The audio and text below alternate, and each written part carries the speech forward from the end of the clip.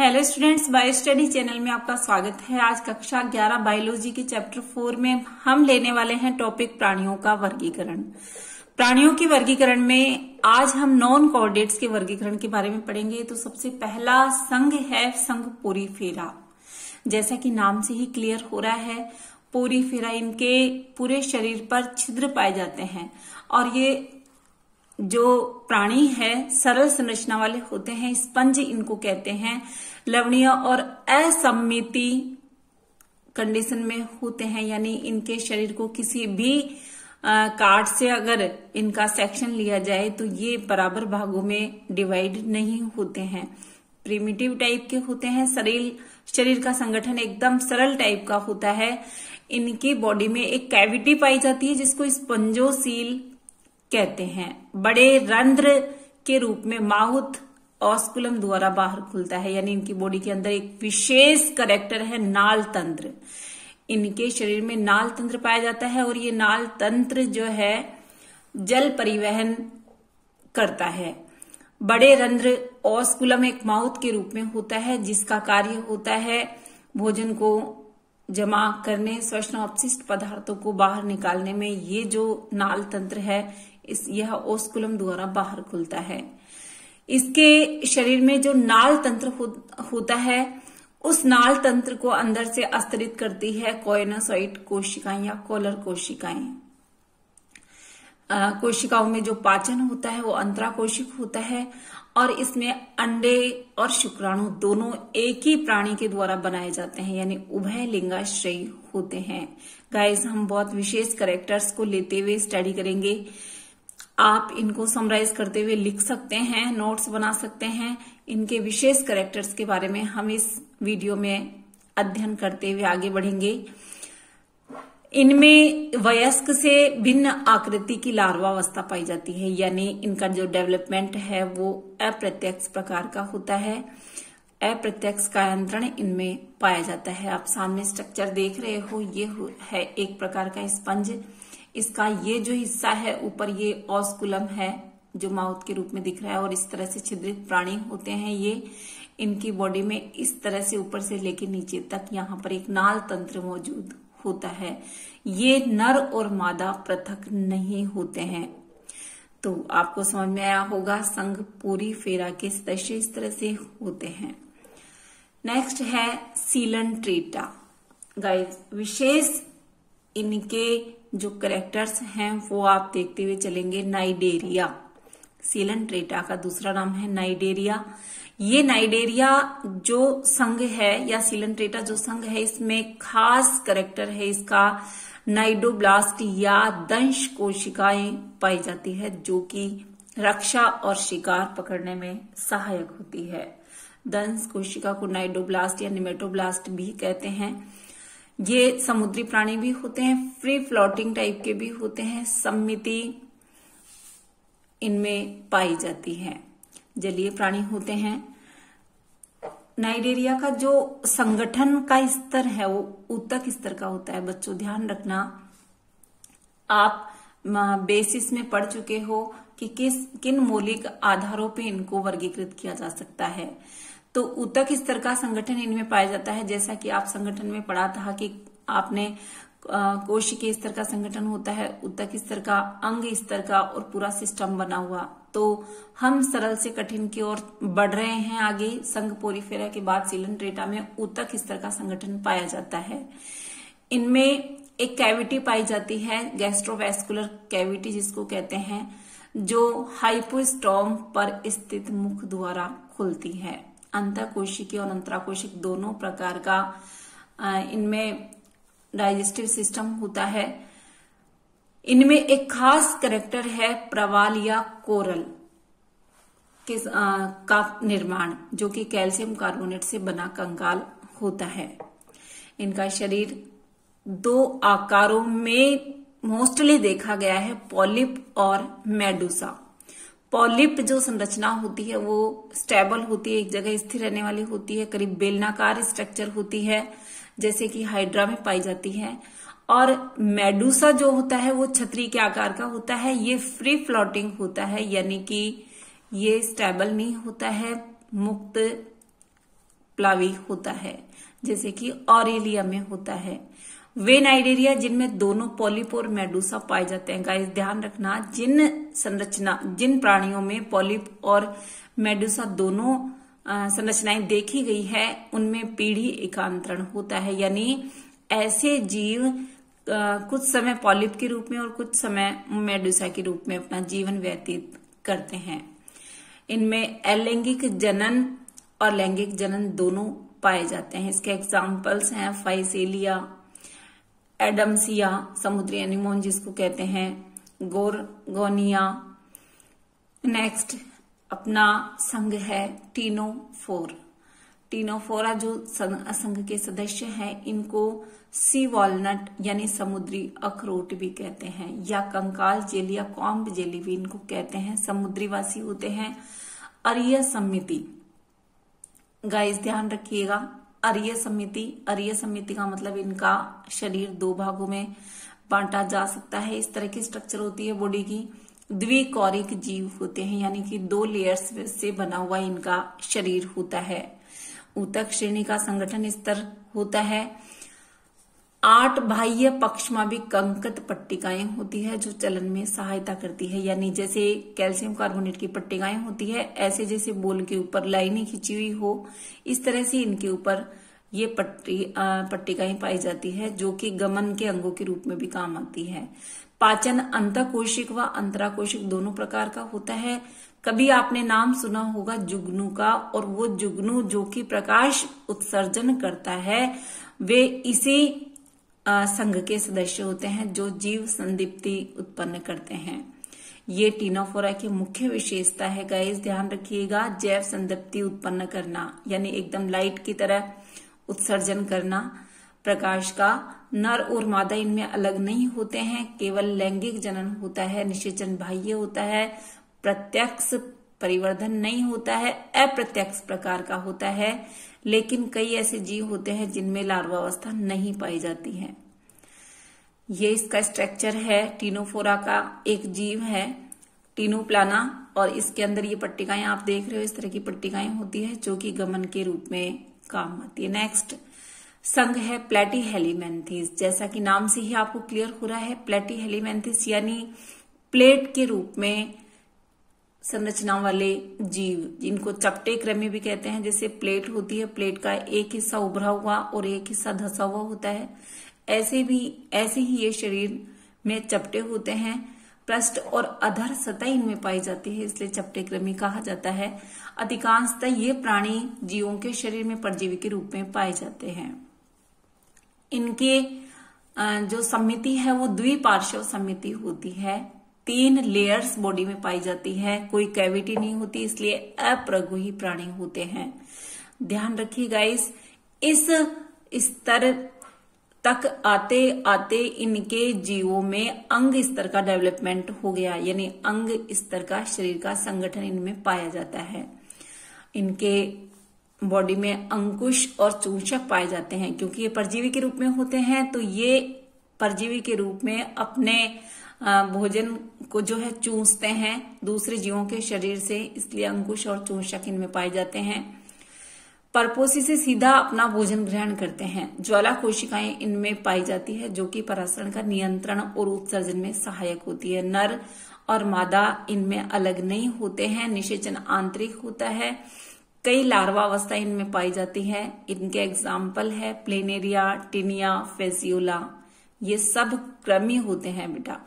इनमें ये जो जीव हैं ये कीड़े के रूप में रहते हैं, इसीलिए वर्म कहते हैं इनको। प्लेटीहेलिमेंथिस के एग्जाम्पल्स आपके सामने है, जैसे फीता कृमि आपके सामने है, ये फीते के रूप में है, ये एक फ्लैट पत्ती के रूप में है, पर्ण कृमि इसको कहते हैं।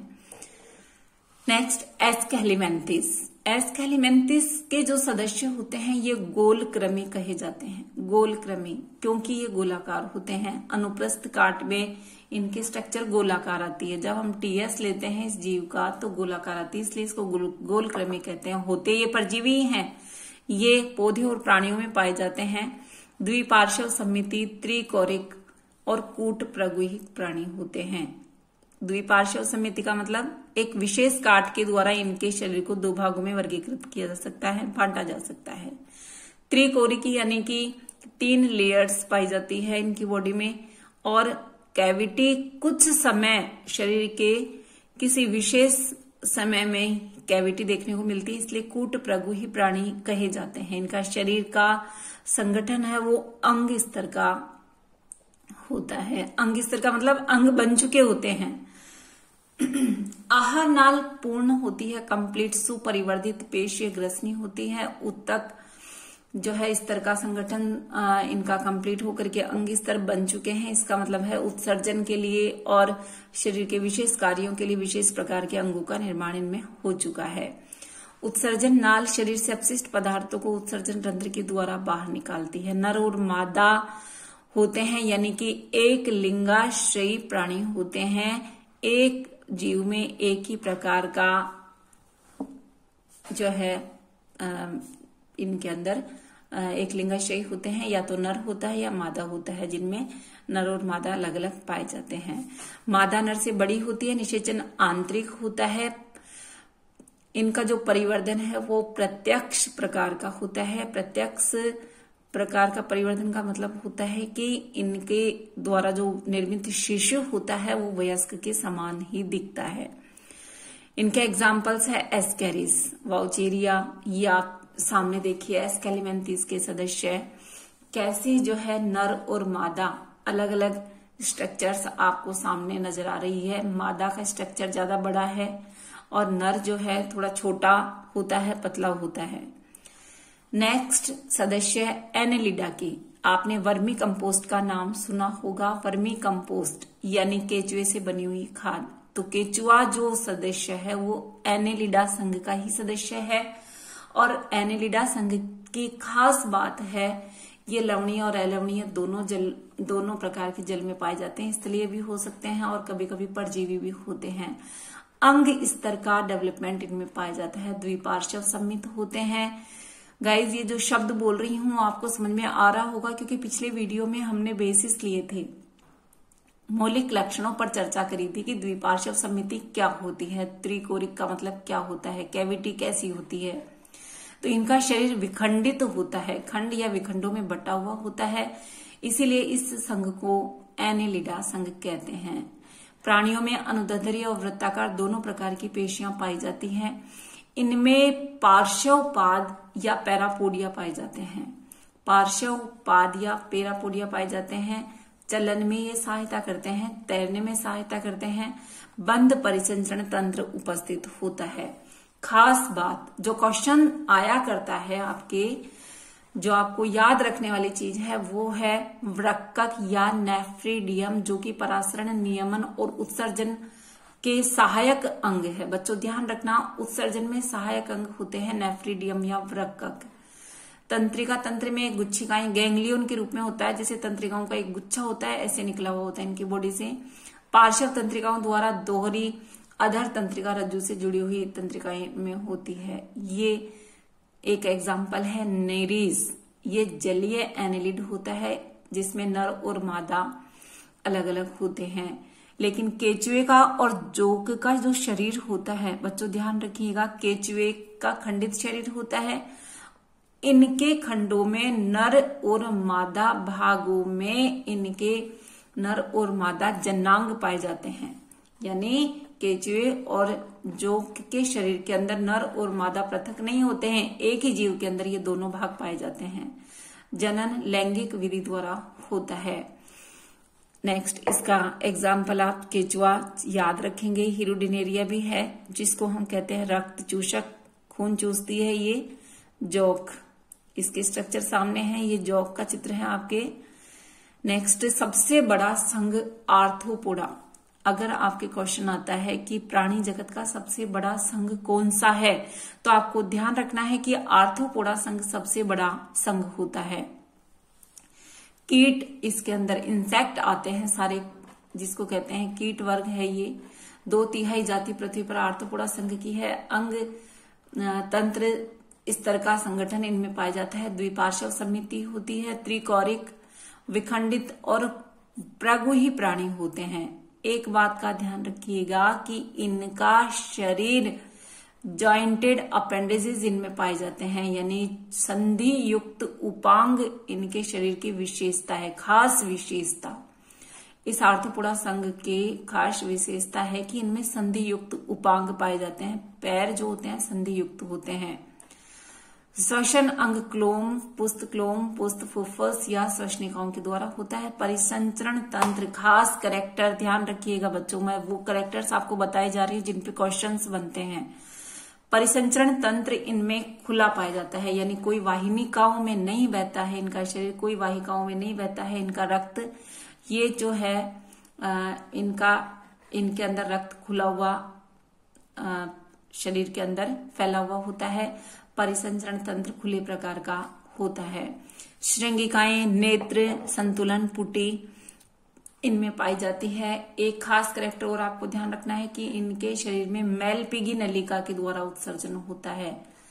ये नर और मादा पृथक होते हैं। अधिकांशतः अंड प्रजक होते हैं, यानी अंडे देते हैं। परिवर्धन प्रत्यक्ष अथवा लार्वावस्था द्वारा हो सकता है।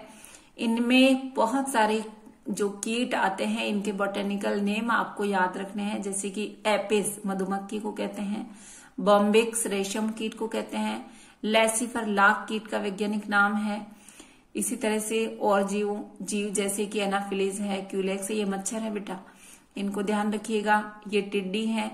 ये जो है सारे जीव इस आर्थ्रोपोडा संघ के सदस्य हैं। सामने देखिए, ये बिच्छू, तितली, ये झींगा, प्रॉन, ये तितली है और ये टिड्डी है। ये सारे कीट वर्ग के सदस्य हैं। नेक्स्ट संघ है मोलस्का। कोमल शरीर वाले प्राणी, बहुत सॉफ्ट शरीर वाले प्राणी होते हैं, क्योंकि इनके बाहर कैल्शियम कार्बोनेट का खोल बना हुआ होता है। सबसे बड़ा संघ है मोलस्का भी। समुद्री प्राणी लवणीय और अलवणीय दोनों प्रकार के जीव इनमें पाए जाते हैं। अंग स्तर का डेवलपमेंट होता है। द्विपार्श्व सममिति पाई जाती है। 3 लेयर्स पाई जाती है बॉडी में। त्रिकोरिकी होते हैं। कैविटी पाई जाती है, इसलिए प्रगुही होते हैं। कैल्शियम कार्बोनेट का कवच से ढका हुआ शरीर होता है। सिर पेशीय, इनका बॉडी जो है सिर, पेशीय, पाद और अंतरंग ककुद में डिवाइड होता है। ये शरीर के अंग है, जैसे कि बॉडी के पार्ट्स होते हैं। मेन पार्ट है सिर, पेशीय, पाद और ककुद। त्वचा की नरम और स्पंजी परत, यानी बहुत सॉफ्ट होते हैं, इसलिए ये मेंटल बनाती है, मतलब ऊपर जैसे ब्रेन जैसी रचना होती है, प्रवार बनाती है ककुद के ऊपर। ककुद और प्रवार के बीच के स्थान को प्रवार गुहा कहते हैं। इनमें क्लोम पाए जाते हैं। श्वसन और उत्सर्जन दोनों में सहायक होते हैं। संवेदी स्पर्शक पाए जाते हैं। इनके सिर पर जैसे कोई एंटीना लगे हुए होते हैं, ऐसे स्पर्शक लगे होते हैं। मुख में भोजन रेती के समान घिसने वाले अंग होते हैं। मुख के अंदर भोजन को जो काटते हैं, रेडुला जिसको कहते हैं, रेती जिह्वा जिसको कहते हैं, ये इनमें पाया जाता है। नर